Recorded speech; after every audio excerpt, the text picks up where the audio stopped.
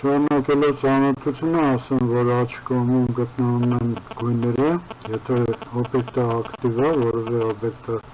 ակտիվացնում ենք և գունավորում նրան, սեղմելով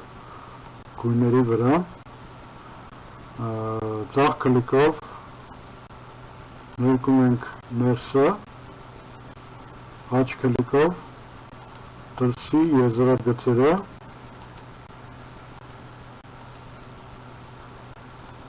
և դա կարող ենք անել բոլոր օբյեկտների հետ։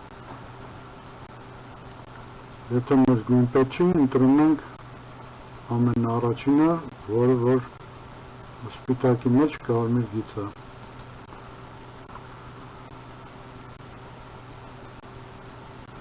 Ներքևում գտնվում է կացության տողը, օրինակ հիմա կացության տողում ասում է, որ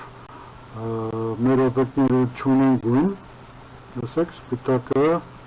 կարմիր գծով։ Եվ անցնենք առաջ։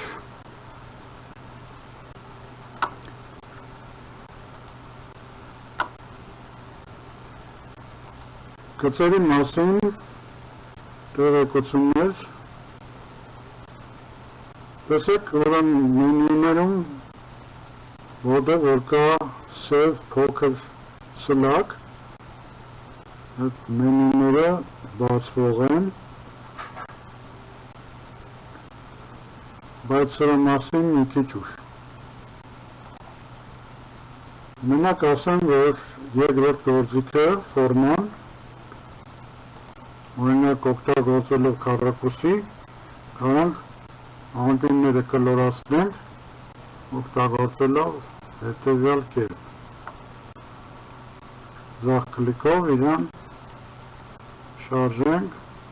ու կլորացնենք իր անկյունները ինչքան որ պետք է։ Կամ եթե գիտենք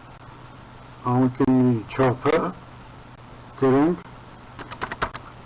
օրինակ անկյունի չափը։ Միտեղ գրելով էլի բոլոր տեղերը գրվում է, քանի որ մեր մոտ փակ է այս գործիքը։ Մենք կարանք անկյունի չափերը տարբեր դնենք, որը որ բաց դեպքում, օրինակ սենց,